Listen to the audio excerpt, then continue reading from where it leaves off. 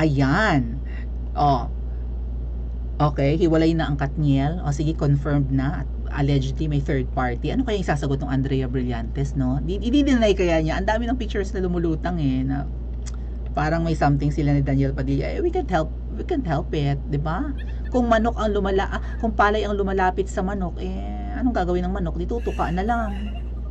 Or kahit manok ang lumapit, marupok naman yung palay, adi matutuka talaga. Charot.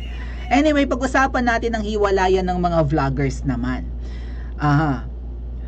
Kasi ang mga ensaymada vloggers, balik tayo dun sa ating topic ng SMNI at nasaan ba yan? Teka lang. Hanapin ko lang yung topic natin ng SMNI ha. Ay. Okay. There you go. Okay, Pastor Kiboloy. So, 'di ba, ang SMNI ay pinatawag kanina sa Kongreso and nagkaroon ng hearing. Fake news daw yung 1.8 billion na pinalabas ni Ka Eric na budget ng biyahe ni Tamba, kasi ang totoo daw ay 4 million pa lang ang nagagastos ng speaker. So, eto nga yan, may awayan ngayon ng mga vloggers. Alright? Yung vloggers na kung todo samba kay Kuting, na parang vloggers na rin ni Tamba. Well, magpinsan yung dalawa, si Kuting at si Tamba magpinsan. So, hindi katakataka na ang mga vloggers, or lalo na itong mga ensaymada vloggers, ay susuporta hindi lang kay Kuting, kundi kay Ahas and kay Boy Itlog, also known as Tamba. So, fake news daw ang mga binalita ni Ka Eric sa program sa SMNI. And baka nga matanggalan ng prangkisa ang stasyon ni Pastor Kiboloy. Eto, nakita kong post ng isang ensaymada vloggers. Ginawa nila ng meme si Ka Eric ng SMNI, dating makakaliwa na nagbalik loob na, and ngayon host ng SMNI.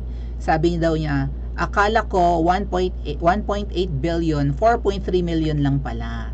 So 1.8 billion allegedly yung nakarating kay Ka Eric na info na budget na naubos ni Martin Romualdez ngayong taon ha, mula January hanggang October sa kakabiyahe, traveling expenses.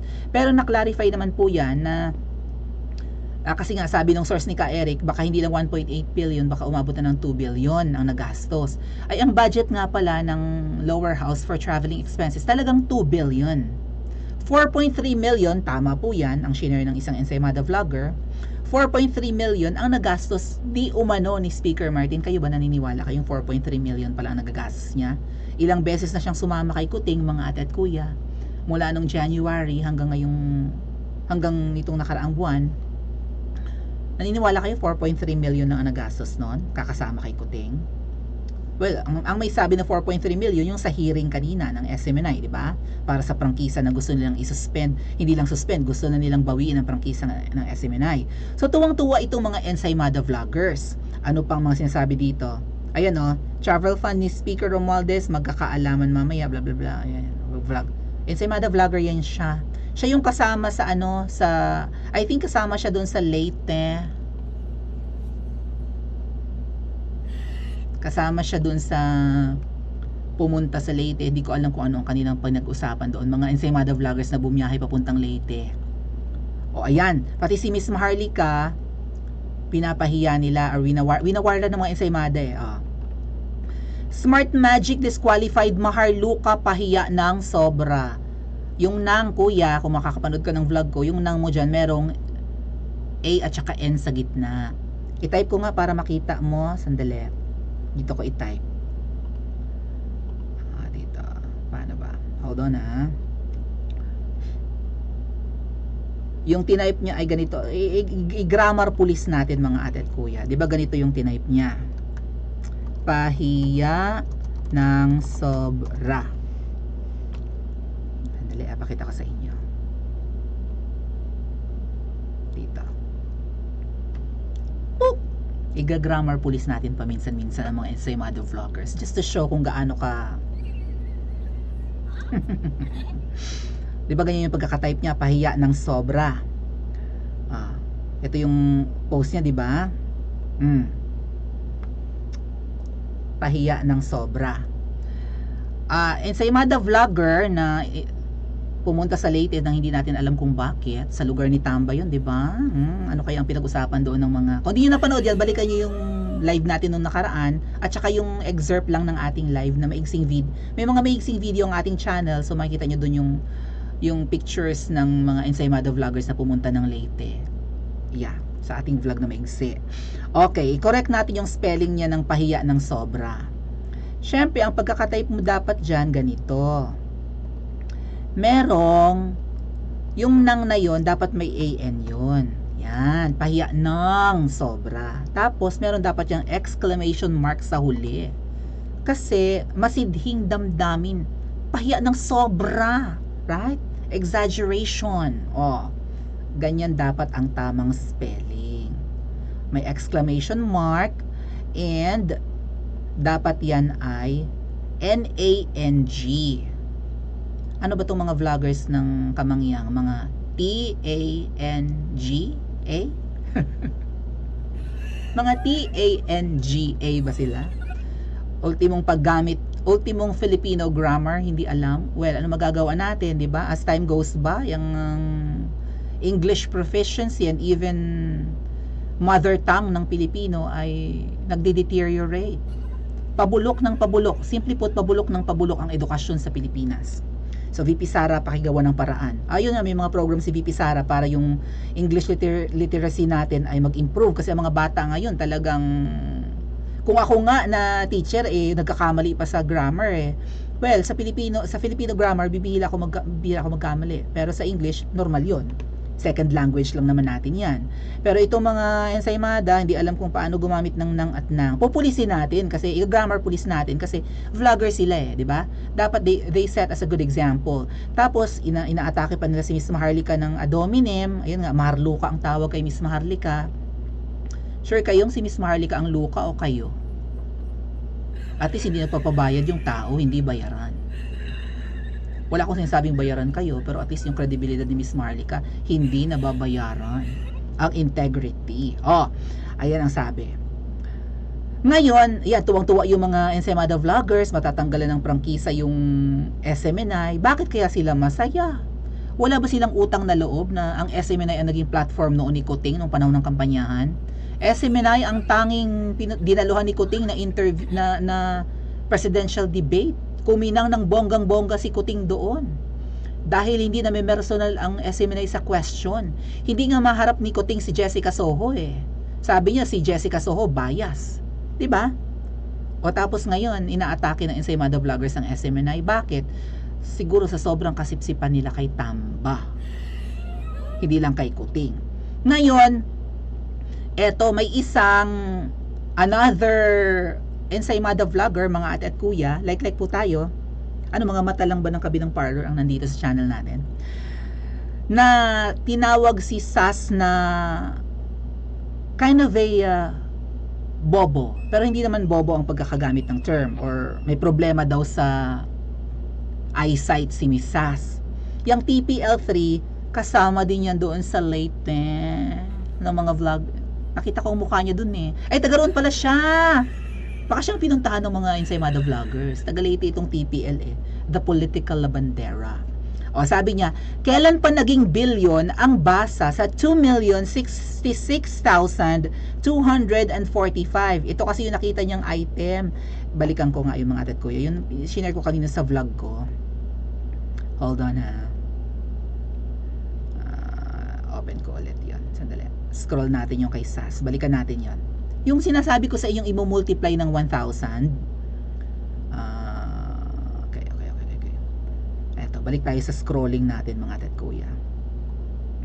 Ito yung pinag-aawayan nila Tinatawag niyang malabo ang mata ni Sas. Diyos ko, mga Ensaymada vloggers, hindi lang sa spelling mahina, sa pang-intindi rin yata. Akala ko matalino yun. Hold on. Hanapin natin yung post ni Sas kanina na merong picture ng GAA. Ayan. Ito yung tinutukoy nung Labandera, yung Ensaymada vlogger. Kailan pa daw naging billion yung figure na nasa dulo na yan? Sabi ko nga, kung titingnan mo yung budget na yan, 2,066,245 kung titingnan mo. Pero ganyan lang pala sinusulat yan sa official gazette at saka siguro sa budget deliberation. Pero billion pala pinag-uusapan dyan. At umamin naman ang House of Representatives na pinamumunuan ni Tamba na yun ang budget nila for traveling expenses. Ayun o, budget nila ngayong taon yan. Kasama ang traveling expenses sa MOOE. Isa sa item ng MOOE ang traveling expenses. Meron pa silang training, ito yung supply materials, mga alam niyo na, mga papel-papel, kokomban, ballpen, pentel pen, lahat na. Ink ng printer, kung ano-ano pa yan. Utility, communication, ano to, mga load, ganon. Confidential, intelligence, and extraordinary expenses. Di ba yan yun? Yan yung, meron sila, ilang bilyon kaya yan?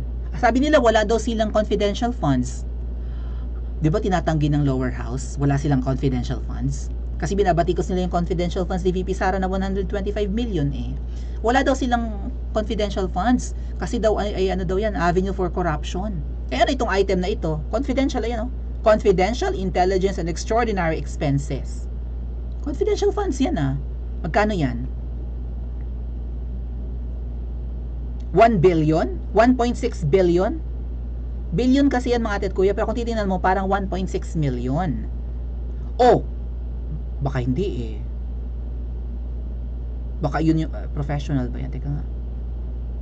Baka yung professional yung 4 billion. Okay, yung 4, may mukhang 4 million dun eh. So yun nga yung tinutukoy nung Ensaymada Vloggers, yung naka-highlight sa blue sa dulo. Parang 2 million kasi ang datingan. Magkakasya ba ang 2 million na traveling expenses sa 300 na congressmen? Hindi rin gumagamit ng common sense itong itong TPL. Ensaymada ito. Kailan pa daw naging billion ang basa sa 2 million? Kasi mukha ngang 2 million doon sa GAA. Ayan, di ba mukhang 2 million? Need na yata new reading glasses ni Sasot. Kasi si Miss Sas yung nag-share nito eh. Diba? Yan, si Miss Sas. Kailangan na daw ng reading glass kasi malabo na daw ang mata. Or eye transplant. Shinare niya yung post ni Sas na, ayun na, sa dulo nga, diba? Ito yung mga naka-itemize kanina na MOOE. Binara ni Sas. Yung feeling mo, ang galing mo, boba daw yung the political labandera. Kasi umamin naman kanina yung lower house, 2 billion ang traveling expenses nila. Bakit nga ang laki? Ano sabi ni Sas? Dapat kasi ipinuntahan mo yung 2023 GAA. General Appropriations Act, batas kasi yan. Tuwing may budget, magiging batas yan kapag pinirma ng presidente. 2023 GAA ng House of Representatives para malaman mo na ito ay in 1,000 pesos. Which means whatever is the figure you're seeing, you have to multiply by 1,000. Ergo, 2 million times 1,000. Do the rest. Tonta. Boba ka raw, the political labandera. Ano ba itong caliber ng mga vloggers ni Kuting at saka ni Tamba, mga tet kuya? Makabanat lang. Akala nila nakabingo na sila. I don't need reading glasses. You are just numerically illiterate. Boba nga daw. Walang pinag-aralan, hindi aral sa numero. At least, kaya siguro ginagawang ganito siguro ng mga kongresista ang pagsusulat ng budget. Inaalis yung thousands, yung unang 3 zero, para hindi masakit sa mata. Kasi kung idadagdag pa nila kung gagawin nilang billions yung figures na ito, bakit? Parang di ba? Ang makakakita magiging lalo yung ordinaryong mamamayan pag nakita, billion, ang laki naman. Whereas kung gagawin nila na ganito na i-multiply mo pa ng 1,000, mukhang maliit. Ay 2 million tingnan hindi aaray ang mata mo di ba? Kung ordinaryong tao ka na masisilip mo yung budget ng mga kongresista, parang maliit lang naman pala 2 million. Siguro sinasadya yan ng mga mambabatas, no? Na alisin yung 3 figures para magmukhang 7 figures lang ang budget nila. Yung pala 9 figures yan, which is billions. Bilyones ang ginagastos ng mga crocodiles. At ang bubitang vlogger ni Tamba at ni Kuting at ni Ahas nagmamamarunong di pahiya kay Sas. Ang Ang mga ensaymada, kulang talaga sa sustansya. Nakakabobo ba ang tinapay na ensaymada? Hindi ba sapat ang asukal at mantikilya para tumalino ang ensaymada vloggers laban sa mga DDS? I-comment nyo nga po sa comment section at mag-like and subscribe din po kayo.